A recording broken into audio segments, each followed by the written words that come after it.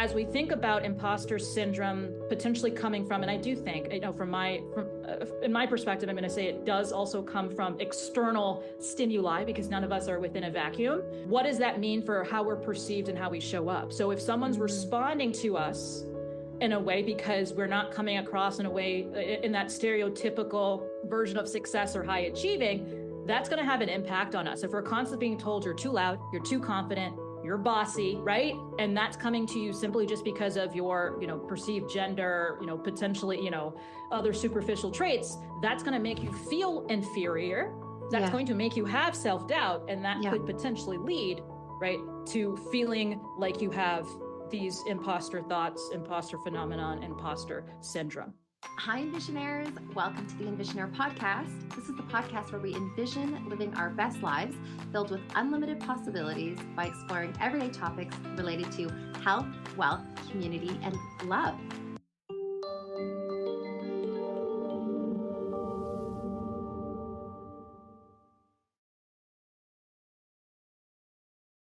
This podcast is for information purposes only and should not be considered to be medical, legal, tax, financial, or other professional advice. This podcast does not encourage or endorse any illegal activity. We are not responsible for any losses, damages, or liability that may arise from the information in this podcast. The views explored in the podcast may not always be those of the host. On today's episode, we're going to be focusing on the wealth pillar of the podcast, as we're going to be speaking about imposter syndrome, which is often described as the tendency of individuals to start feeling as if their success is not actually earned. Rather, it was just the cause of luck or a mistake. They often feel anxious by thoughts of failure, rejection, or being discovered as a fraud. As a result, those suffering from imposter syndrome often do not feel confident on their success. This can often affect people's career paths, their success in the workplace, cash flow, as well as low self-esteem and self-worth. I have definitely felt this myself in my various careers, and I know so many of you have also experienced this. So I'm really excited that we get to talk about this issue and ways we can all overcome this obstacle with Akua Nyame-Mensah, a leadership and culture advisor who has plenty of experience working through and coaching clients on overcoming imposter syndrome. Akua is also a facilitator, speaker, and host of the Open Door Conversations podcast, and her mission is to help entrepreneurial-minded leaders focus their attention and prioritize their energy to accomplish their goals. She also has experience as a co-founder and managing director, launching and scaling a platform for the first African-based tech unicorn, which is now listed on the New York Stock Exchange.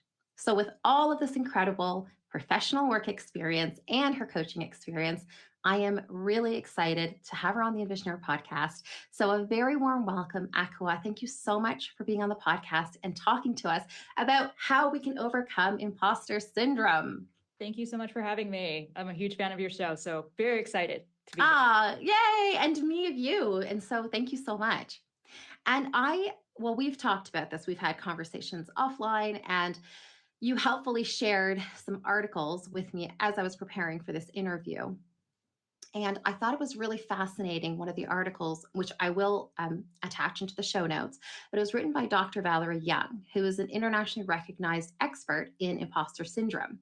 In that article, Dr. Young explains that the term imposter syndrome has actually morphed from its original term of imposter phenomenon, which psychologists Suzanne Imes and Pauline Clancy first coined in their academic research in 1978. Also, what was really interesting is that Young explains that whenever Suzanne now hears the term imposter syndrome, she has an almost visceral reaction because she finds the term misleading and incorrect, because she considers syndrome is affiliated with a mental health issue. So I know we've spoken about this before, and you're actually the first person who told me about this two ways of looking at this concept. So can you share with listeners a bit about the two terms, imposter syndrome and imposter phenomenon, and their significance on how we view and understand ourselves with these two terms? Yeah. I think the first thing to sort of keep in mind as we think about words is also, I think it's important to acknowledge and recognize how important words are. And something that Nicole and I were actually talking about before we started recording is also recognizing that we live in a world now where we have access to so much information. It's so much easier for us to, or so much easier to label ourselves, to find information, to label others. And so when we think about some of these terms, imposter syndrome versus imposter phenomenon, what comes to mind is really just recognizing that it's completely normal and natural to have feelings of self-doubt. That is completely normal. It's completely natural. If anything, it's healthy, right? As human beings, right, we've evolved to survive, to save ourselves. And so it is important to know sometimes the limits of what's potentially possible. The key thing for me, as I think about the words I use when I'm, supporting clients, whether it's through a facilitation process or through a coaching process, is really recognizing that we're not trying to diagnose ourselves. So as we talk about syndrome, a lot of times it sort of feels like there's something wrong with us, when in reality, a lot of times these are thoughts that are coming and going, or hopefully they're coming and going. If they're not coming and going, you might actually have something else and you might need to see a professional who can support you with that.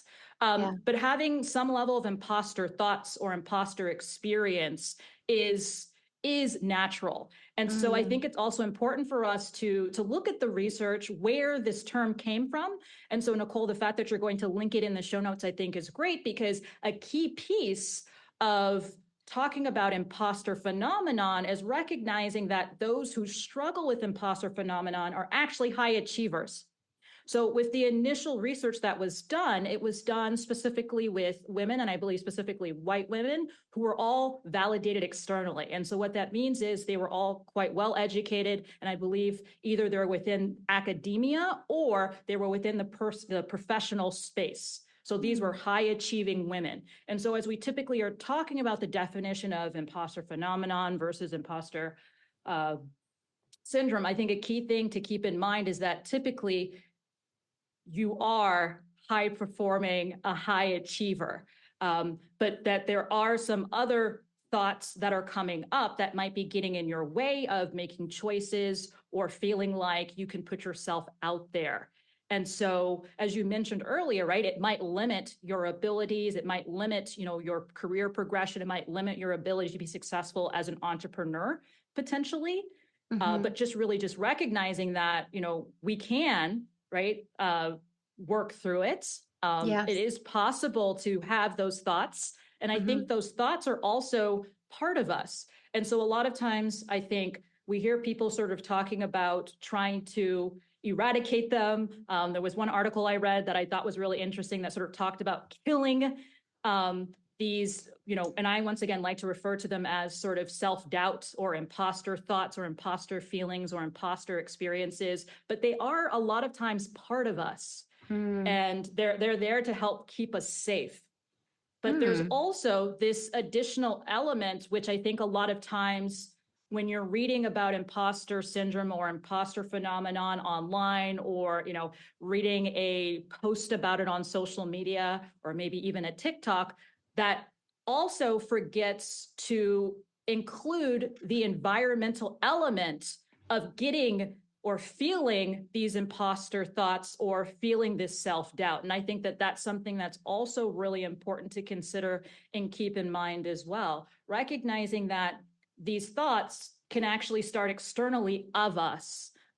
So you can be within a workplace, within an environment, within a group where you start to question your intelligence, your competence, your sense of belonging, whether or not you're successful because of somebody saying something over and over again, because of someone bullying you, because of being undermined. Another way I've seen this is sort of maybe the goalpost being moved, right? So you're told maybe initially by a supervisor or a board member or someone who has more power than you that this is what success looks like, and they're constantly changing that without acknowledging that they're changing it. And then you maybe start to self-doubt yourself, and then that can lead to what many of us refer to as imposter thoughts, self-doubt. But a key thing here, once again, just to reiterate, it's completely normal and natural to have self-doubt. There's also some interesting research out there around leaders having doubts about the decisions that they make. They recognize they have the abilities, they know they've been well trained, but as things come up, you might doubt decisions you make, you might doubt your abilities. And so it's completely, once again, normal and natural to have that. If anything, you do want people who can self-reflect and also can take the time to cultivate their awareness around, is there potentially another way to go about this? Is there something I could have done better as well? Yeah. Wow. Okay. So I was taking notes, and that was super interesting because it started with this idea that it's not helpful. The term that we use, the words that we use are so important, right? Because obviously what we hear, how we describe ourselves.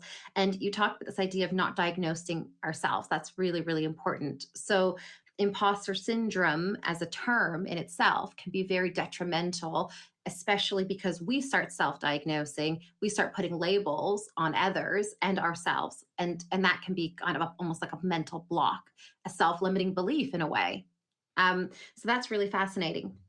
Then you talked about the thoughts. Thoughts come up and they're kind of either part of us, but they can also be formed externally. And that reminds me of the article that you sent, which I'll also link in the show notes, from Taz Thornton. It was a LinkedIn article from 2021. And in that article, she started saying that in her view, imposter syndrome or imposter phenomenon can start with gender stereotypes, early family dynamics, and culture. So I know you talked about this idea that the thoughts are external. They can come from being bullied, undermined, and the goalpost changing, particularly in the workplace. But can we even go to how it starts at an early sort of family dynamic, and also some of the gender stereotypes? Definitely. And I think all of those can have an impact on how you see yourself and how you move through the world. Also, what you feel comfortable sharing about your abilities, about the value that you can add. So I definitely think that within some of the earlier research, they looked at some of these pieces. They looked at, dynamics. They looked at some of these elements, and all these can definitely have an impact on not just how you perceive yourself, but also how you how you would move through the world, and maybe how you would experience and start to process these thoughts as well. So for example, if you grew up in, in a space maybe where you sort of felt like if you were, you were female, you were not allowed to communicate, your value. You were sort of maybe told that, a good girl just has to work hard, doesn't necessarily communicate or talk about the value that you can add within the workplace. You maybe won't be as open to sharing that you can contribute certain things, right, within the right situation. So for example, you're having an appraisal conversation, but maybe you don't feel comfortable because you feel like you're bragging if you talk about this amazing maybe client that you were able to get for the company that brought in a lot of money. And so because of that, maybe you don't get the promotion.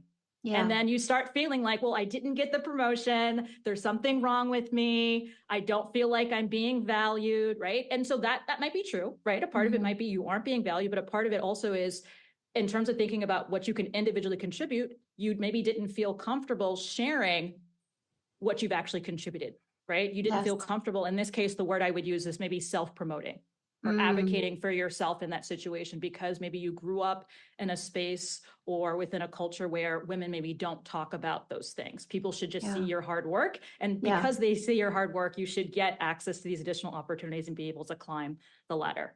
Yeah, it's fascinating. I mean, I will say that I think also I grew up in Canada, but my parents were immigrants to Canada. And I had this, we grew up having this. And I get it. I understand it. So I know my mom listens. So this is not against you, Mom. I love you. But it's more this idea that, you should be so grateful for your job. You should be so grateful that you have this opportunity. You should be so grateful. And that also is an interesting kind of dynamic from maybe, again, I don't know if it's just because we were immigrants to Canada and therefore we did not have the same access to different resources. So when I got into politics, and I was working, in a parliamentary office, it was like, you should be so grateful. That's what I always used to hear. And I'd be like, yes, I should be so grateful. And just and actually now, although it's funny because my mom will now say, oh, you should be more bold. Ask for what you want. I'm like, okay, this is. we evolve as human beings. That's what we that have means, evolved. right? Exactly. And we do, right? Yeah, 100%. So, but it is interesting because that's also maybe another aspect of culture that I want to share from this sort of, maybe a little bit more of like the new immigrant background, which is really interesting. I feel like there is so much to obviously talk about, but because we had so many EnvisionAir listeners with just send questions. So we have so many questions. I'd love for us just to dive in, and that way we can start talking even more about it and unpacking them. And then also there's a few questions where they're really asking for practical advice. And so I think we should just get into the EnvisionAir listener questions now. And just, so let's start with that then. So okay. a couple of questions that overlap from different listeners. So I've just combined where it's appropriate. So one of the questions has to do with overcoming imposter syndrome. And the question was, is there anyone who doesn't have imposter syndrome? Does it ever go away, or can it ever be fully overcome? And do we just have to live to learn with it and challenge it when it shows up? Yeah. And I think this is why it's so important to make that sort of distinction that it's not a disease, right? It's really something that you experience. And I think you'll continue to experience throughout your life in different ways. People can experience imposter phenomenon within the workplace. And so I think the research is something on the lines of most women feel it in relation to performance within the workplace, while for men, it's more related to feeling sort of unsuccessful, right? So both men and women experience imposter phenomenon, but the way in which they sort of experience it and how they talk about it is a bit different. So I think that, when we think about, does anyone not experience it? Maybe those who don't know what imposter syndrome is, and maybe you're better off just feeling like, I feel some self-doubt. And that might be a little bit easier to process and move through, right? As we talk about sort of the power of words and how they can limit us and also support us in processing. I do think there is a lot of power in being able to categorize and label some things so we can move through it. But it seems like specifically imposter syndrome, imposter phenomenon actually tends to limit, which is why one of the articles you're going to be linking is Stop Telling Women They Have Imposter Syndrome. Because there can be things actually externally of you that's actually leading you to have some of these thoughts, some of these feelings, and some of these experiences. Okay. So the question of, is it ever possible never to have self-doubt? No. I think that as human beings, having self-doubt is normal, natural, and necessary, especially, if we were, out in the wilderness and could there be a lion? Yes. So would I want to do something different? Do I doubt making, that trek across the savannah? Yes. So I'll do something different and that will save me. So I will survive. So I think self-doubt, yes. I think the issue here is, are we getting into a space where we're having these debilitating thoughts that are leading to other mental health issues? I am not a mental health expert. I wouldn't even consider myself a imposter syndrome expert. I'm someone who reads a lot, and I want to always support my clients and the participants in whatever sessions I'm doing with taking the time to learn more, and also, reflecting on how they can use information out there to move forward. So, and I don't think anyone necessarily is an expert actually on imposter syndrome, because there's no actual scientific way of saying someone has it. They have some really interesting scales of that. And so it's sort of like you have to respond to questions, I believe. And sort of you get sort of and it's not a diagnosis, but whether or not you've experienced it or are experiencing it. So there's no real way of and once again, it's not a diagnosis. So, I think that it's really just about being able to maybe acknowledge that you're having self-doubt, reflecting on what is the most constructive way for you to process it, and also recognizing that it might be coming externally of you. Recognizing that maybe you're in an environment or institution or workplace that is, kind of pushing you to have these thoughts. And so I think the question there is there something that you can do differently? When I think about imposter syndrome or phenomenon, what comes up to me is also this conversation we have a lot around resilience, and it annoys me. we don't need more resilient people. We need better workplaces, you know? Yeah. So I think it's also in this case, and you'll see, and I think some of the articles as well, they say something similar to this. And it's so interesting because I had these thoughts even before finding this research that I was like, I think it's important to be able to name things. I think there's a lot of power in that, but I also feel like for a lot of the women who've brought up imposter syndrome, or even men I've worked with that have brought up imposter syndrome, there's actually more to it. So it's not that they aren't having those imposter thoughts, experiences, feelings, but that there are other things that are involved that are leading to those feelings and thoughts that need to be dealt with. And in some cases, it's above them, right? Sometimes they can do something about it. So for example, if a founder comes to me, someone who's at the top of the organization, there's more that they could potentially do if it's related to their work. Right? Potentially. But if you're someone maybe who's a middle manager, or just, a lowly, entry-level employee, there's some other things that might need to happen if it's related to potentially being bullied or undermined or harassed in other ways. Understood. Yeah, that makes sense.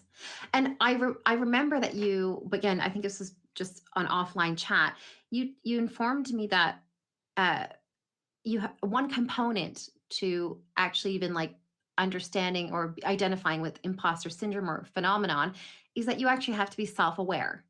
Correct. And yes.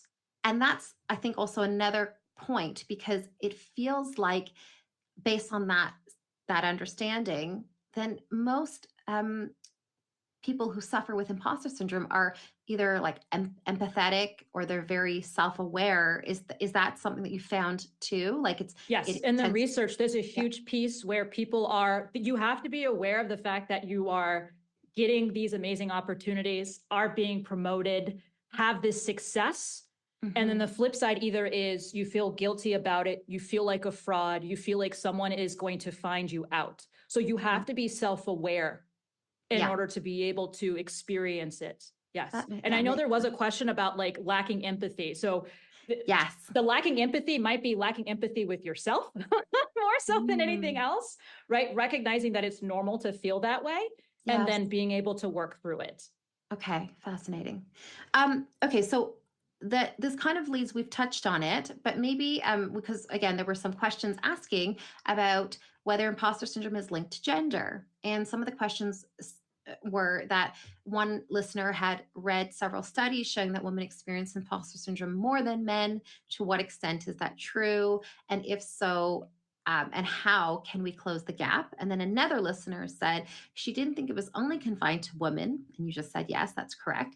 And wondered what the implications of tying this mostly to women is. And so do you want to answer those questions?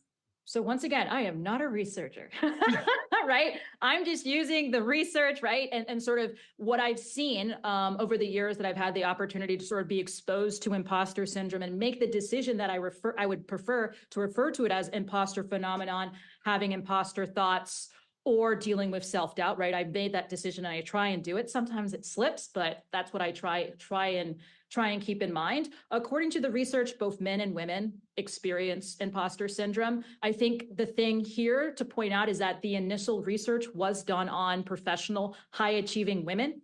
So the initial research with about 200, is like I think 170 women or so, was done on women, but additional research has showed that both men and women do experience or do share that they have those imposter thoughts. I think offline I was talking a little bit about there's some really interesting research related to students at all levels struggling with imposter syndrome and where that comes from and sort of how they deal with that. But I think when we think about imposter syndrome, I do think it is an issue that we focus primarily on women because, as I mentioned before, there's an environmental impact that a lot of the imposter syndrome or imposter phenomenon research doesn't always consider. So, for example, being in a toxic workplace.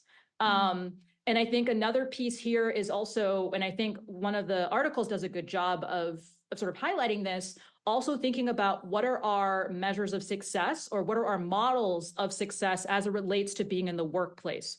And so, as I say, high achieving person in the workplace what comes to mind? And so if you read one of the articles that's going to be shared, we sort of have this model for success, leadership, high achieving, typically to be, stereotypically a white man. And so that anything that deviates from what that type of version of success looks like, sounds like, you could feel like you have sort of these imposter thoughts or feelings. And I think that's an important distinction to make as well. So as we talk about having these thoughts and feelings, what do we think we should have? What are we comparing ourselves to? And I think it's also important to note as well, and I think one of the articles does a good job of sort of highlighting this, that as we think about imposter syndrome potentially coming from, and I do think, in my perspective, I'm going to say it does also come from external stimuli, because none of us are within a vacuum.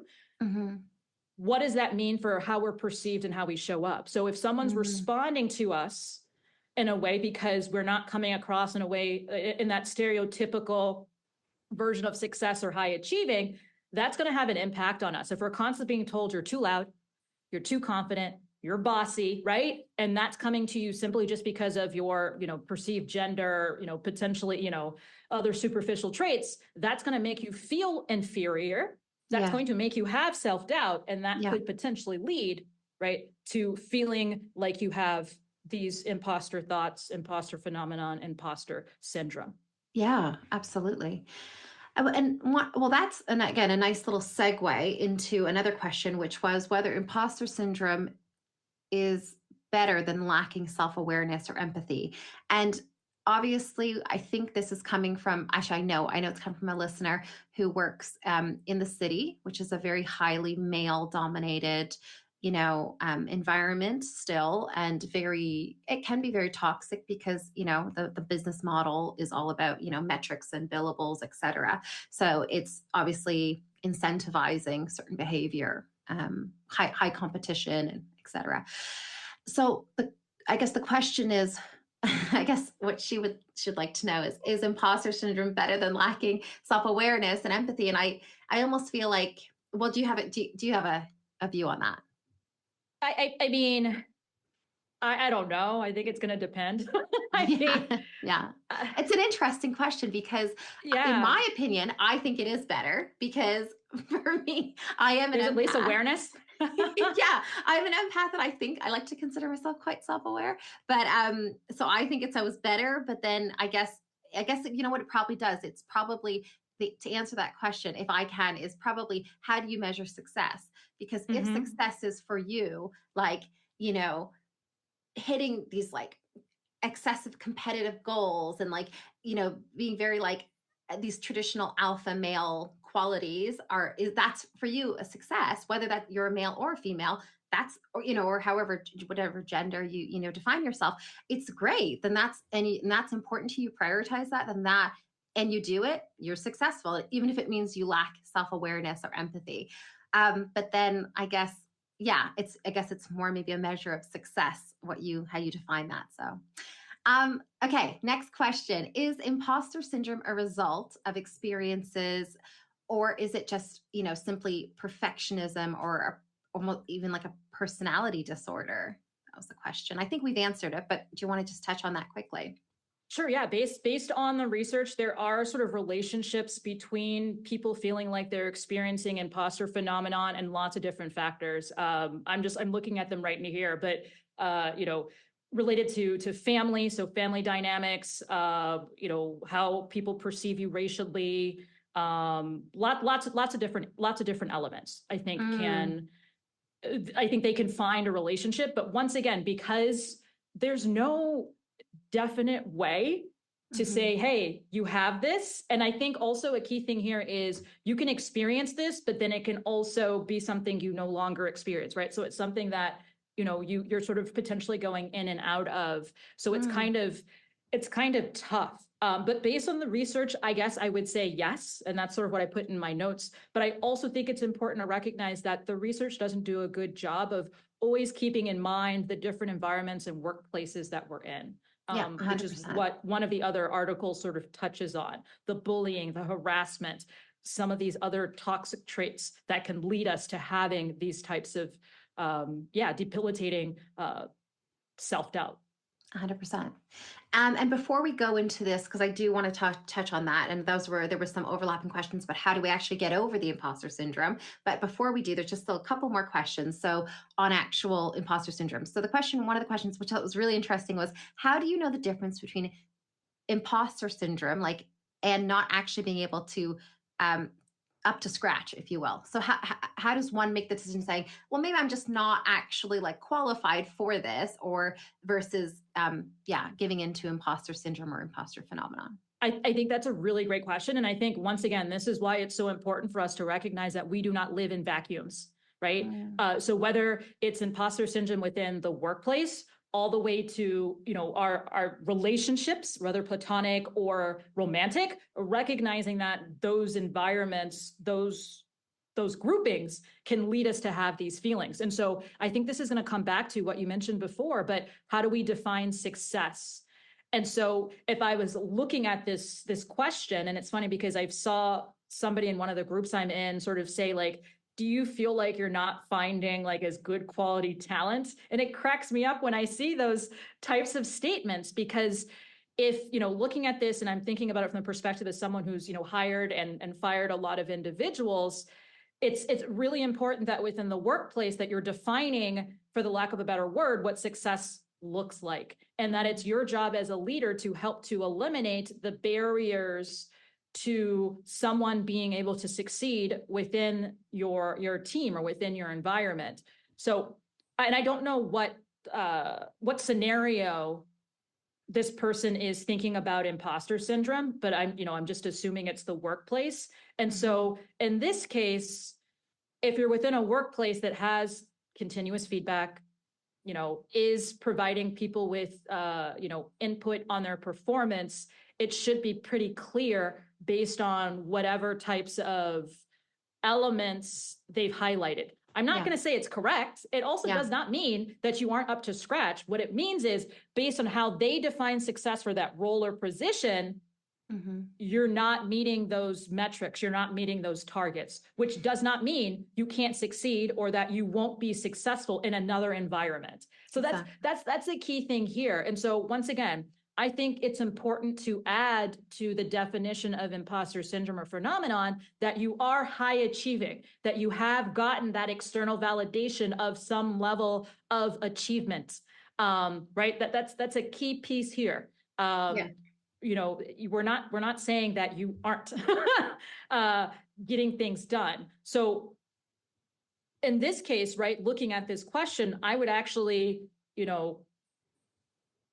go as far as to hypothesize that you might be within a work environment that is potentially somewhat toxic. There might be some bullying. There might be some issues here where you're starting to feel self-doubt because of some sort of external element. And that's maybe leading you to feel reluctant to put yourself out there. It might be leading you to hold yourself back. So that was kind of a long-winded response, but imposter syndrome, not being up to scratch are completely different. I'm just looking at my notes here. And also just want to reiterate, you can technically only experience imposter syndrome or phenomenon if you are already a high achiever and high performer. Okay. Well, that's reassuring for the listener. And I think that is really interesting, this idea of possibly moving externally away from the environment. That's really, as I say that, that's a tough one for many individuals. But no, but if that's what you have to do, is, you should do it. Okay. We have another question. This one from someone who she does say that she has imposter syndrome. I guess she was in the work environment, and unfortunately one of her colleagues, she went for this job. Her colleagues expressly told her that they didn't think she deserved the job, which is crazy that people do this. Right. So that's external, right? So someone externally mentioned this. Yes. And you internalized it. Yes. Yeah, she did. And even though she says she's done a lot of inner work over the last 5 years, she still gets triggered. And she would really love to hear any tips you can have on how to overcome those external without leaving the job. Let's say she can't leave her job. Yeah. I mean, just first and foremost, I guess I just want to say I'm sorry that, someone felt the need to share feedback in that way. I think there's many different ways to provide feedback and to support people. And it doesn't always land well, unfortunately. And I think another thing that's really great about what you've shared is that you recognize that you are triggered. And so I think one thing maybe to reflect on is, potentially like, not that once again, that you have a syndrome, but that you have these thoughts and feelings that come up and that they're triggered by something. And so since you've identified that you're triggered by something, you have that self-awareness. Are there ways in which that you can process that? Are there ways in which you can work through that? So that you can get to a point maybe where it ends up being more neutral, which might be hard. It might not be possible, but always just thinking about other, for the lack of a better word, I'm not a therapist, but what comes to mind, other coping mechanisms that you can use to work through that, recognizing that they will come up, and they do come up, right? Everyone deals with self-doubt. So it's just a question of how you want to work through that. And also, what other support can you potentially get? So once again, if you are aware of this and that you see that it's something that is having a really negative impact on you, you might not have imposter syndrome. You might have some other type of challenge that you're working through or that you're dealing with, where you need a professional to step in and help you with that. Good. Thank you. That's really helpful. There's another, and this is probably, I identify with this, a listener who said she's a coach, and she says that she often sometimes has this idea of, who am I to be coaching others, etc. And so this idea of, who am I to insert blank? How do we deal with that? Who am I to? Yeah, so that's a really interesting sort of thought pattern, right? So the coach in me that's thinking about like thought patterns and sort of how we have these thoughts. And I think that's a key thing when we are thinking about, like, whether it's like cognitive biases or thinking about, I think even imposter syndrome, it's that thought pattern. Like, it's like you just constantly are having it, and that's what becomes difficult to work through. So can we shift that? Can we change that to something else? And also, when you share this question with me, the first thing that came to mind, and I know that we've had a conversation about this, where I was sort of talking about that there are different types of coaching. So the first thought that comes to me, because I do use coaching as one modality to support leaders, is, what type of coaching do you provide? I do not see myself as an expert in anybody else's life but my own. So that's how I set myself up as I go into having conversations. And it's going to depend on the type of coaching you provide. But from my perspective, typically when I'm going into a conversation, I am not thinking of myself as an expert in anyone's life or even anyone's business. I think of myself as someone who can support them and help facilitate their thought process so they can get to a point of being able to move forward. So I think a piece of it is, what is the type of container you're creating? One thing I do also think that's really important to me, and once again, I'm coming at this, I think, a little bit more as a coach, like a sort of this coach perspective, is focusing on getting permission, asking how you can support them best. So rather than jumping to a conclusion or an assumption about what they need from you or what they're asking from you, ask them, how can I best support you? Would you just like me to listen as you vent? Would you like me to potentially share something from my life that's been, useful? Right. So there's different ways in which we can engage with someone. And I think I mentioned this even to you when we had a conversation a few weeks ago, this idea of even wearing different hats. So I'm not sure this individual's role, but if they are coaching as an external coach, right, we can also wear different hats. We can ask for permission to share our experience or to share something from a more mentorship point of view. If you're working with this person directly and you're using coaching tools and techniques, and I think it's important to make that distinction, because I don't think that someone who is supervising you and who could potentially fire you can be a true coach to you because they can fire you, versus a coach who typically is having a non-judgmental view of whatever you're doing. If you're supervising someone, you're always going to have a piece of judgment. You have to. It's your job to evaluate their performance. But you can use coaching tools and techniques and questions to support them. So, I would need a little bit more context, I think, to provide them a more nuanced response. But I think the biggest thing here is Is there another perspective or filter that you can use as you go into this conversation? Can you ask them for what they need from you, and always ask for permission before love sharing? That. Amazing. Another one. This is another, her imposter syndrome manifests as, my opinion probably isn't valuable, so I'll keep quiet. Any advice? How do we shift that? That's a really, really great one. And that's definitely something that I think a lot about with the work that I do, especially since I've decided to use a little bit of social media in my work. I think it's going to come back to, what are your goals? Where are you looking to get to? One thing I know that works for some people is also asking themselves, what's the worst that can happen if I share? But I think reminding yourself of your goals and how sharing your perspective or whatever expertise or thought leadership you have can help get you there might be a great way to start to motivate yourself.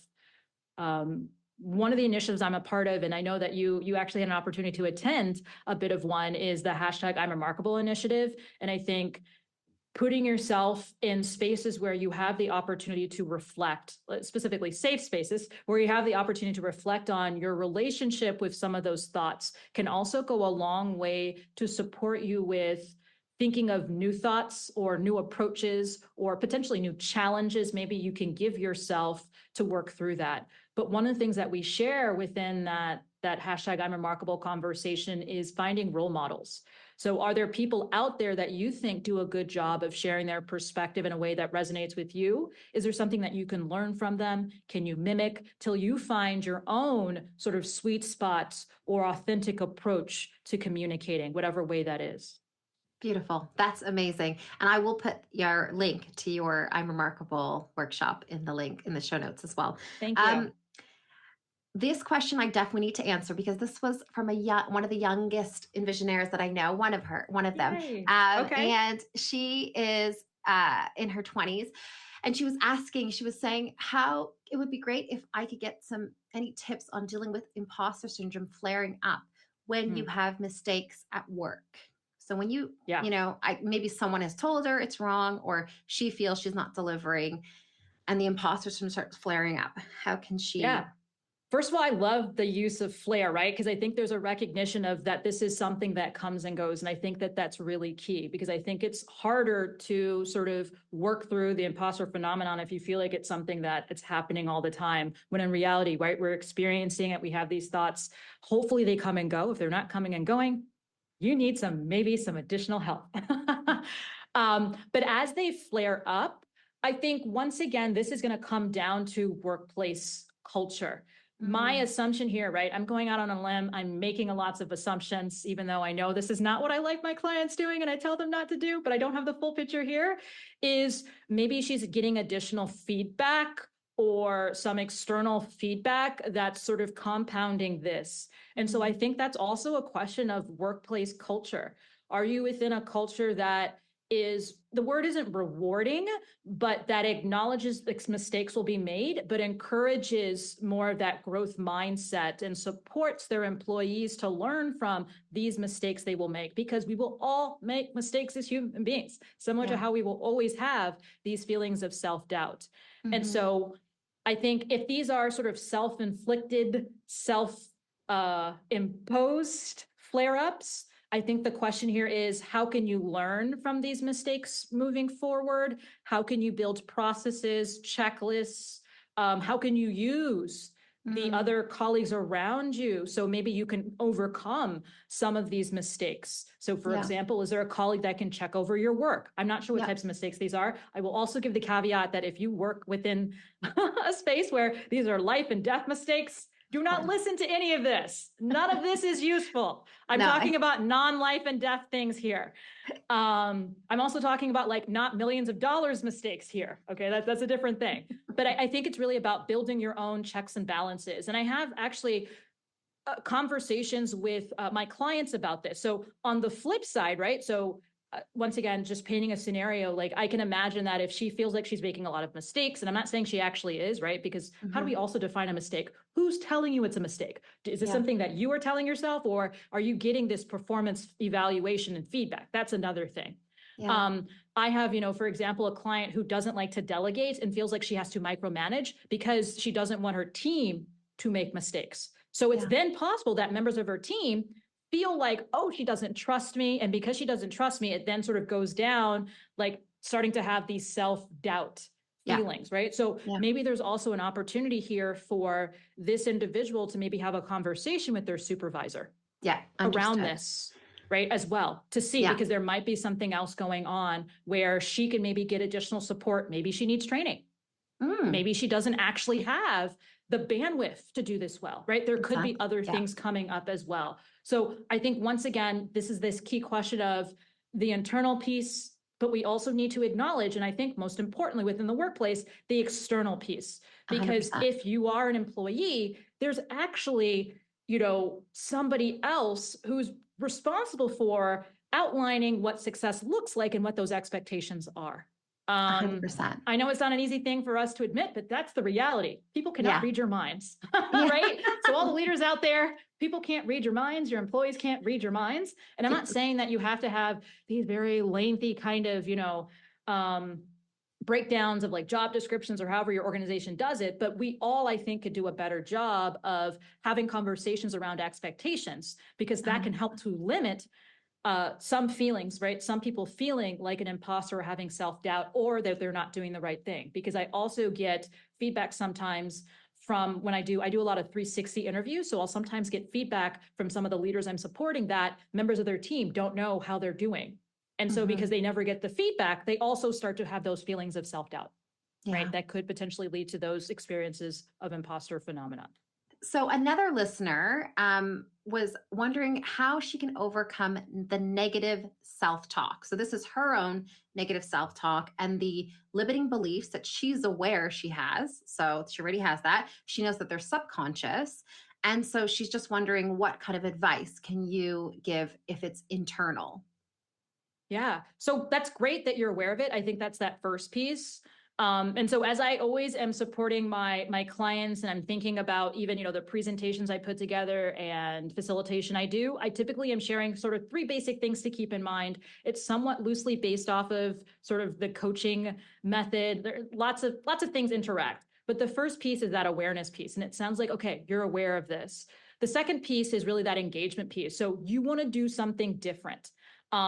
And so that last piece is, okay, what is the expectation you want to set for yourself? And as I typically am supporting my clients with thinking about a new outcome or a new expectation, I always love to think about it from the perspective of minimally viable. What's the minimum? Like, what's the smallest thing that you can do?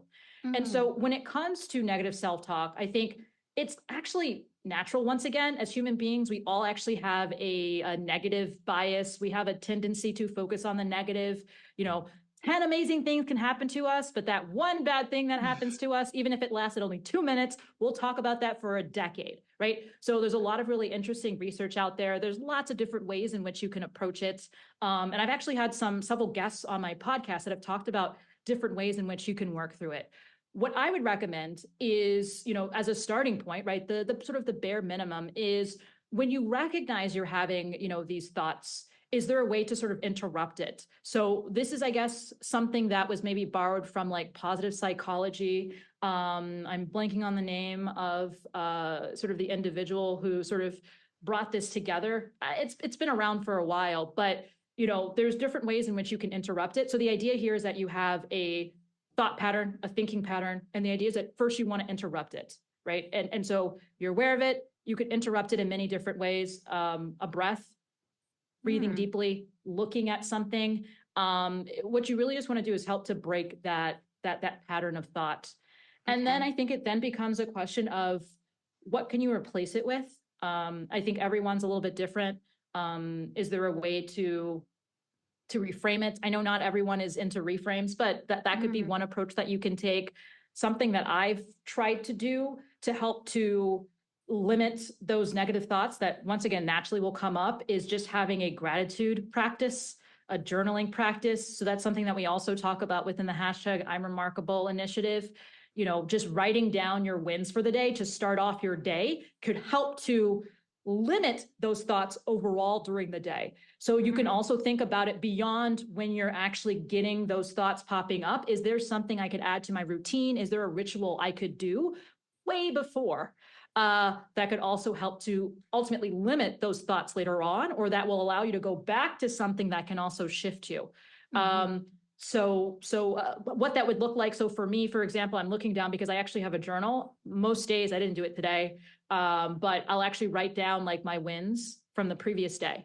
And that helps to set the tone for my day. Or I'll write down 3 things I'm grateful for. And it can be as simple as, we have nice weather today, right? And my win for the day can be as simple as, I took a shower today, right? I work for myself. So sometimes it's those small things. And so if I am feeling some of those thoughts come up, take a deep breath, grab my journal, take a look at that. And that can actually completely shift your state and completely shift how you feel at that time. So once again, many different ways to do it, but I think it really starts with that awareness piece. Yeah. How do you want to engage with it? And then can you set a different outcome for yourself or expectation? At first, it's going to feel a bit robotic potentially, but it then can become a habit, a behavior, something that you do instinctually as well. And so if we were applying this, because that's great answers, and I like the methodical approach, 3-step approach. We have another listener who was saying that she feels like an imposter syndrome with regards to relationships because she had a failed relationship. And so how would you apply that in terms of relationships or interpersonal relationships? Yeah, that's a really good one. And I think that's great that you've actually brought that up, right? So recognizing that you can feel these imposter thoughts in different parts of your life, right? And so once again, it's not this blanket thing, right? A lot of us aren't walking around like, I feel imposter thoughts in all parts of my life, right? It tends to be, certain pockets. And once again, a lot of times it is, something can trigger it, right? So you could have felt great about it and then something triggers it. And then like, wait, I don't feel that great in it. I am not a relationship coach. I am not a relationship expert, right? I just want to make sure that those caveats are out there. I am not a psychologist. I am not a mental health expert. But I mean, I think once again, it is really around starting small. And so I think what I shared previously could potentially, once again, be something that supports you in this, right? So recognizing the relationships you do have, practicing gratitude and reminding yourself of the other relationships in your life that you are grateful for, that you feel are going well. What comes to mind about thinking about not feeling that great in relationships? And so in this case, I think if I'm putting myself, right, so thinking about what's worked for me, not as an expert, but just as a human being, because I am not an expert in this, right? I think you could also go to, of course, a relationship, counselor can support you with this. So that might be some way to approach it. But something I know that has worked for me specifically is thinking about affirmations. And so I do have a bit of a routine or ritual. I don't do this every single day. But I do have a bit of a routine and ritual in addition to talking about or writing down my wins, writing down the things I'm grateful for. I sometimes will also write down a few affirmations or mantras. And I will say that in the past, I have written down mantras and affirmations related to being open to having better relationships. So not necessarily like I am great at relationships, but that I am open to, I think I forget what I wrote. I don't have that particular journal near me. I have one particular one. I have like 2 different ones, one that's like more long writing and one that's like a bit more short. But I think that could also be a really great way, once again, to help set your day so that you're focused more on those constructive ways of thinking about some of these things that you might want to be working on. So I have, and I do use this. So I'll use affirmations related to doing more sales and marketing and business development in my work. Something along the lines of, people love to pay me. That's maybe a really simple one. And I remind myself of that, right? It's okay to be paid for what I do, right? Is also an affirmation I've used in the past or mantra I've used in the past. With relationships, I think it was something like, I am open to receiving love or like compassion or companionship. Like there's been different variations of that. So, really whatever resonates with you. I've also done affirmations. I've had mantras related to speaking, related to, flying. So I don't have a fear of flying, but I get very anxious, and then that results in me being a real rude flyer. So like just reminding myself that, hey, like I'm a great flyer. I advocate for myself. I am not rude, right? I don't say rude, right? You typically with affirmations and mantras, you focus on what you want, not what you don't want. Because once again, as human beings, we have the negativity bias where we tend to focus on what we don't want. So focusing on what you do want actually can allow you to see that a lot more. So hopefully that's helpful. Some other things I put down here, visualizations, has also been something that's been very powerful for me. And I know there's a lot of great coaches out there that do great work with visualizations. I use visualizations myself. I do some visualizations with my clients related to more like goal setting, visions, not necessarily very specific ones, but there's some coaches that are great with visualizations if that's something that you're comfortable with. And then also I think something that's interesting is also parts work.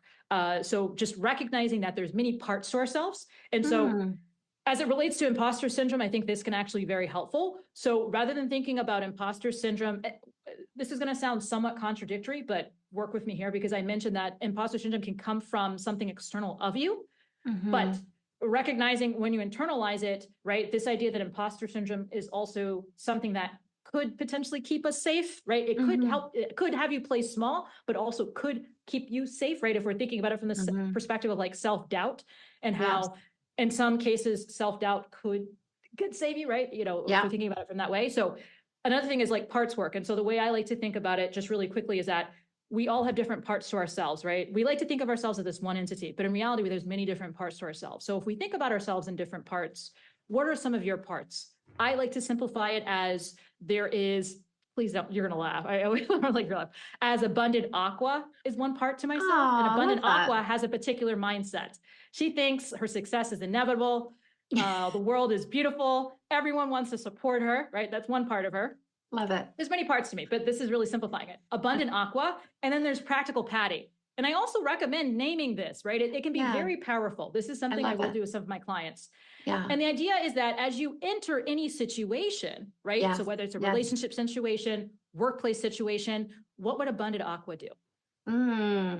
What would practical Patty do, right? Practical Patty wants to save me money, right? Practical Patty wants me to, you know, she is like that, what is it, amygdala? You know, the part of your brain that like the survival part of your brain, the lizard brain, like that is who she is, right? She's the one who has the self-doubt about the lion, right? You don't want to be eaten by the lion, right? So practical Patty can be very helpful in some situations. And so parts work can also be a way to help you work through that situation.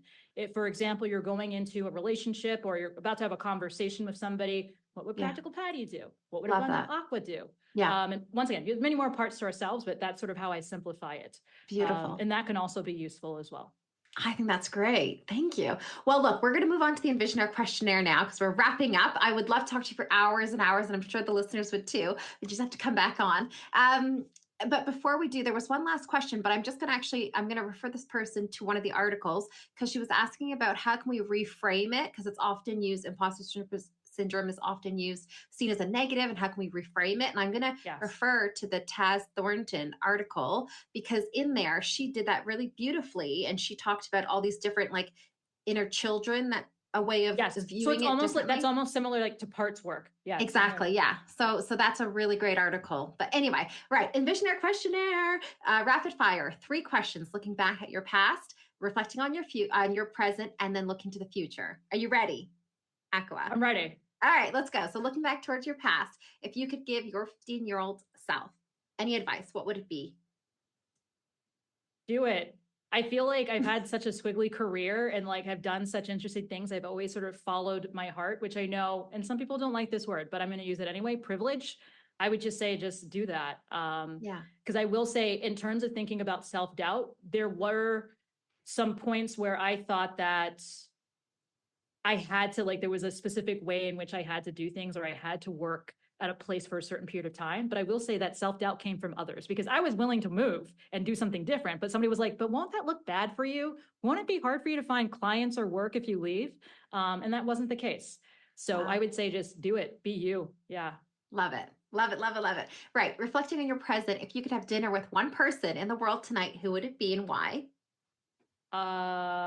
What comes to mind? I don't know why this comes to mind, but I think I was watching something with Michelle Obama. I think she's really cool. I've read her autobiography, so I think she'd be a pretty cool person to have a conversation with. Yeah, totally. I agree. And Obama can come if he needs to, but if he wants Michelle. to. Yeah, I think Michelle's she's the one. Yes. Yeah. Okay, what's one goal you'd like to achieve in the next 5 years? That's a really tough one for me because I don't know. So one goal I have right now is saving a little bit more. I will get to my goal, I know, before 5 years, but I'm one of those, I don't know. There's a lot of interesting research about goal setting. I think goal setting is really important, but for some reason, how I tend to show up, I just really focus on, I do set goals, but I focus really on the behaviors that lead me to the goals. And it always seems to really work. So I don't set that many goals. It's quite interesting. Yeah. Okay. I feel like I'm already kind of living what I doing kind of living what I already want. Yeah. All right. Powerful manifester. Akua, I love it. Yeah. Right. Well, thank you so much for being on the EnvisionAir podcast. You've been dream guest. We just loved having you on. You gave us so much information and so much great advice. And thank you again. And if anyone wants to connect with you, I'll put everything in the show notes. But if there's one, you want them to find you, where do they go? LinkedIn. That's where I spend the majority of my time. If I'm online or on social media. So LinkedIn is definitely the place to hang out with me. Amazing. And I'll put all your website and all your coaching and everything in there so anyone can connect Thank with you. All right. Sending you lots of love. Mwah. Bye, Akua. Thank you so much. If you want to see more videos like this, make sure you hit subscribe and check out this video here.